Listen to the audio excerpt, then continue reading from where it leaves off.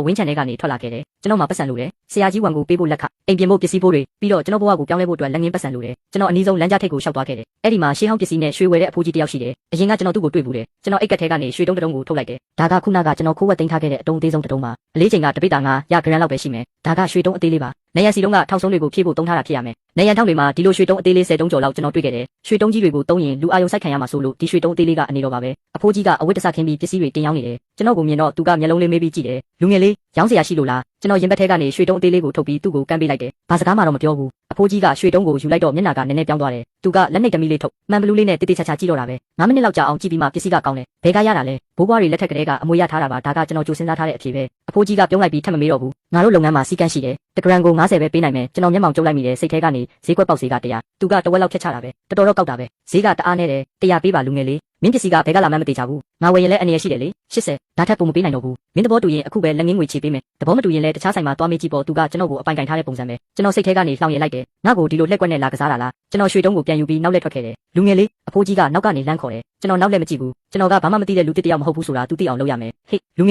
ယ်လေးကောင်းပြီဗျာမင်းကိုရှုံးပါပြီ90တဂရန်ကို90ပေးမယ်ဒါဆိုရပြီမလားဒါငါပေးနိုင်တဲ့အမြင့်ဆုံးဈေးပဲ95တပြားမှမလျှော့ဘူးအဖိုးကြီးကကျွန်တော်ကိုစိုက်ကြည့်ပြီးအန်ဂျိတ်ကသဘောတူလိုက်တယ်ရပြီသဘောတူတယ်ကျွန်တော်တို့ဆိုင်ကိုပြန်သွားပြီးသူကကချင်းဆက်လေးနဲ့ချိန်ကြည့်တယ်903ဂရန်ရှိတယ်စုစုပေါင်းက48985ရွမ်ကျတယ်သူကသူ့နောက်ကအိတ်ကြီးတဲ့ကနေပတ်စံအထက်လိုက်တွေကိုထုတ်ယူပြီး48000တိတိရေတွက်ပေးတယ်ပိုတဲ့ပတ်စံကတော့မိတ်ဆွေဖွဲ့တဲ့အနေနဲ့ဆိုပြီးပေးတယ်ကျွန်တော်ပတ်စံထုတ်ကြီးကိုယူလိုက်တယ်ကျွန်တော်တက်တက်မှာဒီလောက်များတဲ့ပတ်စံမျိုးတစ်ခါမှမမြင်ဘူးအိတ်ထဲကိုထည့်လိုက်တော့တော်တော်လေးကိုလေးလံနေတယ်လို့ခံစားရတယ်ကျွန်တော်အဖိုးကြီးကိုပြောလိုက်တယ်ကျွန်တော်စီမှာရှိသေးတယ်ဘယ်လောက်တောင်ရှိသေးတာလဲမင်းစီမှာအကုန်ဝယ်နိုင်မှာမလားပစ္စည်းကောင်းမှရင်ဘယ်လောက်ရှိအဖိုးအကုန်ဝယ်မယ်ကျွန်တော်ကောင်းကြီးပြလိုက်တယ်ကောင်းပြီနောက်ရက်တွေကြာရင်ခမည်းစီကျွန်တော်ထက်လာခဲ့မယ်ပြောပြီးတာနဲ့ကျွန်တော်လှည့်ထွက်လာခဲ့တယ်ဘန်ကိုသွားပြီးဒီပတ်စံတွေကိုအပ်ရမယ်ဒီလောက်များတဲ့လက်ငင်းပတ်စံတွေကိုတဲသွားရတာကရွှေတုံးတွေကိုတဲရတာထက်တောင်ပိုပြီးရင်တုံစေတယ်ဘန်ထဲကိုလှမ်းဝင်လိုက်တော့လူသိမ့်မရှိပဲတိတ်ဆိတ်နေတယ်ကျွန်တော်အိတ်ထဲကပတ်စံထုတ်ကြီးကိုထုတ်ပြီးကောင်းတာပေါ်တင်လိုက်တယ်ဝန်ထမ်းမလေးကပတ်စံကိုတက်လက်ကျွန်တော်ကိုတက်လက်ကြည့်တယ်ကျွန်တော်အင်ဂျီတွေမှာရှွန့်ဆက်တွေပေးနေတော့မယ်လေသူ့မျက်လုံးတွေကဒီပတ်စံတွေဘဲကရတာလဲလို့မင်းနေတယ်လို့ပဲကျွန်တော်ဘီးမဆိုင်ပဲတီတီငင်ငင်ပဲပြောလိုက်တယ်အမပတ်စံအပ်ချင်လို့ပါသူကပတ်စံတွေကိုတရွက်ချင်းရေတွက်နေတယ်တိတ်ဆိတ်နေတဲ့ဘန်ထဲမှာပတ်စံရေတွက်တဲ့အတန်းကအတိုင်းသားချနေရတယ်သူတော်တော်ကြာအောင်ရေတွက်ပြီးတဲ့နောက်ကျွန်တော်ကိုဘန်စာအုပ်တအုပ်ထုတ်ပေးတယ်48000ဆိုတဲ့ကနန်းကိုကြည့်ပြီးကျွန်တော်စိတ်ထဲမှာဝေဝေဝါးဝါဖြစ်သွားတယ်မနေ့ကရင်ကျွန်တော်မှာ300ပဲရှိတာဒီနေ့တော့ကျွန်တော်ဟာတောင်းကနန်းပိုင်ရှင်ဖြစ်သွားပြီအဲ့ဒါတောင်4000ကျော်ပိုင်တဲ့သူပေါ့ကျွန်တော်ဘန်စာအုပ်ကိုတိတိကျကျသိမ်းပြီးဘန်ထဲကထွက်လာခဲ့တယ်နေအောင်ကြီးကကိုပေါ်ကြလာတော့နှွေးထွေးနေတယ်လို့ပဲတကဘာလုံးပြောင်းလဲသွားတယ်လို့ခံစားရတယ်ပထမဆုံးလုပ်ရမယ့်အလုပ်ကဆရာကြီးဝန်ကိုတွားရှာဖို့ပဲသူကခြံထဲမှာတပည့်ဖြစ်သူရှောင်းလီကိုအမိုးပြင်ဖို့ခိုင်းနေတယ်ကျွန်တော်လျှောက်သွားပြီးဆရာကြီးဝန်ပြင်ပန်းနေပါပြီအေးကျွန်တော်အိတ်ထဲကပတ်စံတစ်ထုပ်ထုတ်လိုက်တယ်တစ်ထုပ်ကအထူကြီး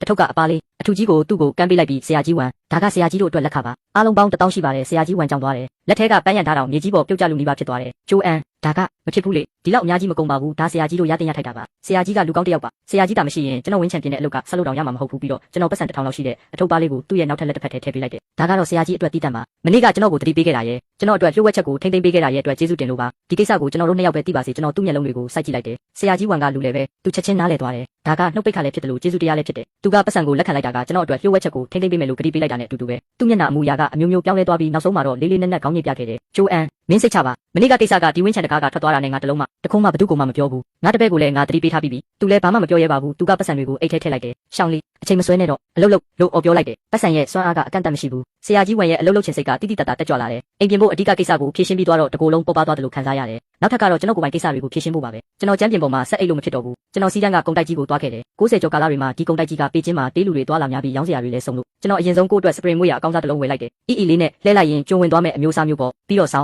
းခေါင်းအောင်အစ်ဆက်ဆက်တွေဝယ်တယ်အဝတ်ထဲပိုင်းကိုသွားပြီးအင်ဂျီအစ်နှစ်စုံနဲ့ဝေလီဖက်နှက်ဖြူတစ်စုံရွေးလိုက်တယ်မှန်ထဲမှာအင်ဂျီအစ်တွေနဲ့ကျွန်တော်ကိုကြည့်ရတာလူတစ်ယောက်လိုပြောင်းလဲသွားတယ်ဖုန်တော်တွေကဆင်းရဲတဲ့ကောင်တွေမဟုတ်တော့ဘူးနောက်ဆုံးတော့ရေဒီယိုတစ်လုံးနဲ့စပေးအစ်တစ်စီးဝယ်လိုက်တယ်စုပေါင်း1000ကျော်လောက်ကုန်သွားပြီမဲ့ကျွန်တော်မျက်တောင်တောင်မခတ်မိဘူးအရင်ကရေခဲချောင်းတစ်ချောင်းဝယ်ဖို့တောင်တော်တော်စဉ်းစားခဲ့ရတာအခုတော့ပစ္စည်းကောင်းဖို့ပဲကြည့်တယ်ဈေးကြီးတာမကြည့်တော့ဘူးဒီလိုခံစားချက်ကတကယ်ကိုလန်းဆန်းတာပဲကျွန်တော်ဝယ်လာတဲ့စပေးအစ်ကိုစီးပြီးစပေးလက်ကင်မှာရေဒီယိုကိုချိတ်ထားတယ်နောက်ထိုင်ကုန်မှာတော့မွေးရနဲ့ဆောင်းထုတ်တွေတင်ထားတယ်စီကားတဲ့လမ်းမတွေကိုဖြတ်ပြီးကျွန်တော်ဝင်းချန်လေးစီပြန်လာခဲ့တယ်လမ်းကြားထဲကအဖိုးကြီးအဖွားကြီးတွေကကျွန်တော်ကိုကြည့်ပြီးအံ့ဩနေကြတယ်ဟိုးကျိုးအန်ကတော့ချမ်းသာသွားပြီလားစပေးရောရေဒီယိုရောဗန်များတများတိုက်လာတာလားမသိဘူးကျွန်တော်ပြုံးပြလိုက်ပြီးဘာမှပြန်မပြောဘူးချန်ကိုပြန်ရောက်တော့ဆရာကြီးဝန်တို့ကအင်တိုက်အားတိုက်အလုပ်လုပ်နေကြတယ်နောက်ဘက်ကဟာနေတဲ့နံရံကိုလည်းအုတ်တစ်တွေနဲ့ပြန်ပိတ်ပြီးသွားပြီးကျွန်တော်မွေးရကိုအိမ်ခန်းနဲ့တည်သွားပြီးစောင်းတွေခင်းလိုက်တယ်ပြီးတော့အပေါ်ကိုလှည့်ချလိုက်တယ်မွေးရကတကယ်ကိုအစ်ဆက်ပြီးနေလို့ကောင်းတယ်ရေဒီယိုကိုဖွင့်လိုက်တော့ထိတ်လီကျွင်းရဲ့ချိုးသားတဲ့တချင်းတန်ထွက်လာတယ်ချုံမြင်လိုက်တာမင်းရဲ့အပြုံးလေးတွေကချုံမြင်လိုက်တာຫນွေဦးလေပြည်တဲ့ကပန်းလေးတွေလိုပဲဒါမှလူနေတဲ့ဘဝပေါ့လီကျင့်ကိုတောင်ကျေးဇူးတင်မိတယ်လို့ဖြစ်သွားတယ်သူကကျွန်တော်ကိုလမ်းမခွဲခဲ့ရင်ကျွန်တော်ဟာအဲ့ဒီတောင်းကနန်းလောက်ရှိတဲ့တင်တောင်းတွေအတွက်စိတ်ညစ်နေရအောင်မှာအခုလိုနေမျိုးရောက်လာမှာမဟုတ်ဘူးအဲ့ဒီလိုတွေးနေတော့လမ်းကြားထိပ်ကနေအော်တန်ကြားလိုက်ရတယ်ကျိုးအန်ဖုံးလာနေတယ်မင်းကိုရှာနေတာဒီအချိန်ကြီးဘယ်သူဖြစ်မလဲကျွန်တော်ရင်ထဲထိတ်ကနေဖြစ်သွားတယ်လီကျင့်များလားကျွန်တော်လမ်းကြားထိပ်ကကုံစုံဆိုင်ကိုသွားပြီးဖုံးကိုကင်လိုက်တယ်ဟဲလိုကျိုးအန်လီကျင့်ရဲ့အတန်ပဲအေးဆက်နေတာရေခဲတုံးလိုပဲတပတ်ကျော်ကြာမှသူကျွန်တော်ကိုပထမဆုံးအကြိမ်ဆက်သွယ်လာတာကျမပါရှင်ခုပင်မလဲချမ်းမကောင်းပြီရှင်အပြင်ကိုခဏထွက်ခဲ့အရင်ကတွေးနေကြနေရမှာတွေ့ပြီးစကားတွေကိုအပြတ်ပြောရအောင် ပြောပြတာနဲ့သူဖုန်းချသွားတယ်တွေ့နေကြနေရဆိုတာအရင်ကကျွန်တော်ပတ်စံတွေအကြာကြီးစုပြီးမှသွားနိုင်ခဲ့တဲ့အစိုးရပိုင်စားတောက်ဆိုင်လေးပါပဲနေရာဟောင်းဆိုတာကအနီးနားကနိုင်ငံပိုင်စားတောက်ဆိုင်တစ်ခုပါကျွန်တော်အရင်တုန်းကဆိုရင်သူ့ကိုတစ်ခါခေါ်ကြွေးနိုင်ဖို့ပတ်စံတော်တော်ကြာအောင်စုခဲ့ရတာကျွန်တော်အစ်စ်ဝယ်ထားတဲ့အင်ဂျီနဲ့ဖက်နှက်ကိုလဲဝစ်ပြီးစပေးအစ်စ်လေးကိုစီးလို့စားတောက်ဆိုင်ကိုသွားခဲ့တယ်လီချင်းကရောက်နေပြီးသူကသတင်းပေါက်နာကခုံမထိုင်နေတယ်မိတ်ကပ်ပါပါလေးလိမ့်ထားပြီးခင်မိတဲ့ကောင်းဝင်တစ်ထည်ကိုဝတ်ထားတယ်ကျွန်တော်ကိုမြင်တော့သူ့မျက်လုံးထဲမှာအံ့ဩသွားတဲ့အရေးရောင်လေးဖြစ်ပြေးသွားတယ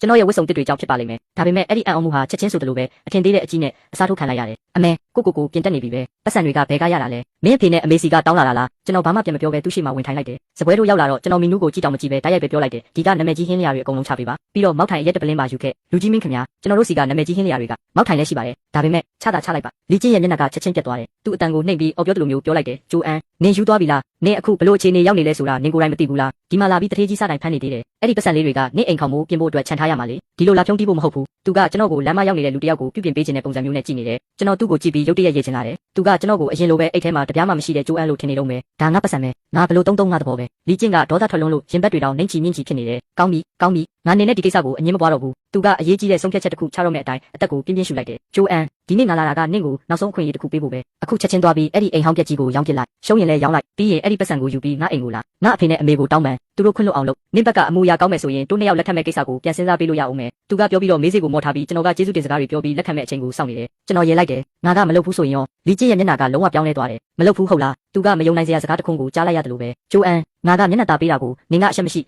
ရှိလုံနေတာလားနင်ငါ့ကိုဒီလိုစကားမျိုးပြောရဲတယ်ပေါ့နင်ဒီမျိုးမှာဆက်နေလို့မရအောင်တစ်သက်လုံးခေါင်းမဖော်နိုင်အောင်ငါလုပ်ပြလိုက်မှာဆိုတာနင်ယုံလားအဲ့ဒီအချိန်မှာပဲစပွဲထိုးကဟင်းတွေစချပေးတယ်ငွေကြိုင်နေတဲ့ဝက်သားတုံးကြီးတွေနဲ့လှပတဲ့ငါးကြော်ဟင်းရတွေကျွန်တော်တူကိုကောက်ကင်လိုက်ပြီးဝက်သားတုံးကိုယူပြီးပတ်ဆက်ထဲထည့်လိုက်တယ်အရသာတော်တော်ရှိတယ်ကျွန်တော်ဖြည်းဖြည်းချင်းစားနေပြီးသူ့ကိုတစ်ချက်တောင်လှည့်မကြည့်ဘူးကျွန်တော်ရဲ့လစ်လူရှုမှုကသူ့ကိုလုံးဝပောက်ကွဲသွားစေတယ်သူဒေါသတကြီးနဲ့မတ်တက်ရက်လိုက်တယ်ဂျိုအန်နင်ဘာသဘောလဲကျွန်တော်တူကိုပြန်ချလိုက်ပြီးပတ်ဆက်ကိုတုပ်လိုက်တယ်ဘာသဘောမှမဟုတ်ပါဘူးငါတို့နှစ်ယောက်မလိုက်ဖက်ဘူးလို့ခံစားရလို့ပါလမ်းခွဲကြရအောင်အဲ့ဒီစကလုံးတွေကိုကျွန်တော်ကအေးဆေးဆေးပဲပြောလိုက်တာလီချင်းကြောင်သွားတယ်သူကကျွန်တော်ကသူ့ကိုမသွားပါနဲ့လို့ငိုပြီးတောင်းပန်လိုက်မယ်လို့ထင်နေတာသူဘလို့မှထင်မှတ်မထားခဲ့တာကတော့ငါကလမ်းခွဲစကားကိုအရင်ပြောမဲ့လူမဟုတ်ပါဘူးနင်ဘာပြောလိုက်တာလဲနောက်တစ်ခါပြန်ပြောစမ်းလမ်းခွဲကြဆိုလို့ပြောတာဒီနေ့ကစပြီးနင်ကနင့်လမ်းနင်သွားငါကငါလမ်းကသွားမယ်တို့နှစ်ယောက်ကိစ္စကပြီးသွားပြီကောင်းပြီဂျိုအန်နင်တော်လာတာပဲလမ်းခွဲမယ်ပေါ့နင်နောက်တမရနဲ့နော်နေ့ရဲ့အိမ်အိုကြီးကိုဖတ်ပြီးငိုမဲ့နေ့ကိုငါစောင့်ကြည့်နေမယ်သူကပြောပြီးတာနဲ့သူ့အိတ်ကိုဆွဲပြီးလှည့်ထွက်သွားတယ်ဒေါသတကြီးနဲ့ထွက်သွားတဲ့သူ့ရဲ့ဖက်နှက်တောက်ဖက်နှက်တန်တွေကကြမ်းပြင်ပေါ်မှာတထောက်တောက်နဲ့မြည်နေတယ်သူ့ရဲ့နောက်ကျောကိုကြည့်နေရင်ကျွန်တော်မှတားကျင်တဲ့စိတ်အစိုးရိမ်လေးတော့မရှိဘူးအဲ့ဒီအစားအရင်ကနဲ့မတူထူးထူးခြားခြားပေါ်ပါသွားတယ်လို့ခံစားရတယ်လေးလံနဲ့အထုပ်ကြီးတစ်ထုပ်ကိုချလိုက်ရတယ်လို့မျိုးပဲကျွန်တော်ကိုမောက်ထိုင်ရက်တစ်ခွက်ငှက်လိုက်တယ်အရက်ကပြင်းပေမဲ့တိတ်မွေးရပဲကျွန်တော်ဖြည်းဖြည်းချင်းတောက်ရင်ဟင်းတွေကိုမြင်းမြင်းရှက်ရှက်စားနေတယ်ဒီစပွဲပေါ်ကဟင်းတွေကကျွန်တော်ကိုပတ်စံ200နီးပါးကုန်ကြစေတယ်အရင်တုန်းကဆိုရင်ကျွန်တော်ရဲ့တလားစာပေါ့ဒါပေမဲ့အခုတော့ဒါကတန်တယ်လို့ပဲကျွန်တော်ခံစားရတယ်ကုံဆုံးသွားတဲ့ကျွန်တော်ရဲ့အချစ်တွေအတွက်ရောအစ်စ်ပြန်စားမဲ့ကျွန်တော်ရဲ့အနာဂတ်အတွက်ပါ6လီချင်းနဲ့လုံးဝလမ်းခွဲပြီးနောက်မှာကျွန်တော်ဘဝကတိတ်ဆိတ်အေးချမ်းသွားတယ်ကျွန်တော်အင်အားရှိသမျှအကုန်လုံးကိုအိမ်ဝင်းကြီးပြုပြင်တဲ့နေရာမှာပဲပုံအော်လိုက်တယ်ပတ်စံရှိတော့လုပ်ငန်းတိုးတက်မှုကလည်းအရှိန်ဟုန်နေပဲဆရာဝန်ကနောက်ထပ်လက်သမားကောင်း9ယောက်10ယောက်လောက်ထပ်ခေါ်လာပြီးတယ်အိမ်ဝင်းတစ်ခုလုံးကတော့အလုပ်တွေတယုံယုံနဲ့လုပ်ငန်းခွင်ကြီးဖြစ်နေတော့တာပဲဖြတ်လိုက်တာကရွှေချောင်းတွေဝတ်ထားတဲ့အနောက်ဖက်နိုင်ရန်တင်မဟုတ်ဘူးအနေရရှိနိုင်တဲ့နေရန်တွေအကုန်လုံးကိုဖြတ်ပြီးအစ်စ်ပြန်စီတယ်အိမ်ခေါင်မိုးကပေါက်နေတဲ့နေရာတွေကိုဖာထေးတယ်ပြီးတော့တောက်ပနေတဲ့အုပ်ကျအစ်စ်တွေကိုလဲလှယ်လိုက်တယ်အဲ့ဒါတွေကနေအောင်အောက်မှာတိတ်လာတာပဲကျွန်တော်ကဆရာဝန်ကိုရှေးဟောင်းပုံစံတိုင်းပဲပြင်ခိုင်းတာမဟုတ်ဘူးကျွန်တော်ကိုယ်တိုင်အသေးစိတ်ပုံစံထုတ်ထားတဲ့ပုံစံအတိုင်းလုပ်ခိုင်းတာလေးဘက်ပိတ်အိမ်ဝင်းရဲ့အခြေခံပုံစံကိုထိမ့်သိမ်းထားပေမဲ့အတွင်းပိုင်းကိုတော့ခင်မီအောင်ပြင်ဆင်လိုက်တယ်တီးတက်အိမ်သားတွေတက်မယ်ရေမြောင်းစနစ်တွေလုပ်မယ်မိဖို့ချောင်ကိုလည်းဂက်စ်မီးဖိုတွေသုံးမယ်အဲ့ဒီအချိန်ကတော့ဒီလိုအတွေးခေါ်တွေကယူကြောင်ကြောင်နိုင်တယ်လို့ထင်ရတာပေါ့ဒါကတကယ်ရောဖြစ်နိုင်ပါမလားဆရာဝန်ကျွန်တော်ပြောတဲ့အတိုင်းသာလုပ်ပါဘာပြဿနာမှမရှိစေရဘူးလို့အာမခံတယ်ကျွန်တော်ပတ်စံများကြီးအကုန်ကြခံပြီးတောင်ပိုင်းကနေအကောင်းဆုံးအိမ်သားတွေနဲ့ပိုက်ပစ္စည်းတွေကိုဝယ်ခဲ့တယ်လျှက်စစ်ဝိုင်ယာကျိုးတွေကိုလည်းအစ်စ်ပြန်တွေ့တယ်အကောင်းဆုံးကျင်းမီကျိုးတွေကိုပဲသုံးတယ်အိမ်ဝင်းထဲမှာငါးကန်တူးဖို့နဲ့တစ်ပင်အချို့စိုက်ဖို့တောင်ကျွန်တော်စီစဉ်ထားသေးတယ်အိမ်ဝင်းရဲ့ပြောင်းလဲမှုကတရက်နဲ့တရက်မတူဘူးလမ်းထဲကအိမ်ကြီးချင်းတွေဆိုရင်ကြည့်ပြီးကြောင်နေကြတာပဲသူတို့ကနေတိုင်းထမင်းစားပြီးတာနဲ့ထိုင်ကုန်လေးတွေယူပြီးကျွန်တော်အိမ်ရှိမှလာထိုင်ကြည့်နေကြတယ်ထူးဆန်းတဲ့ပြကွက်တစ်ခုကိုကြည့်နေရတယ်လို့မျိုးပေါ့ဒီကောင်လေးကတကယ်ချမ်းသာတာပဲသုံးထားတဲ့ပစ္စည်းတွေကိုကြည့်ဦး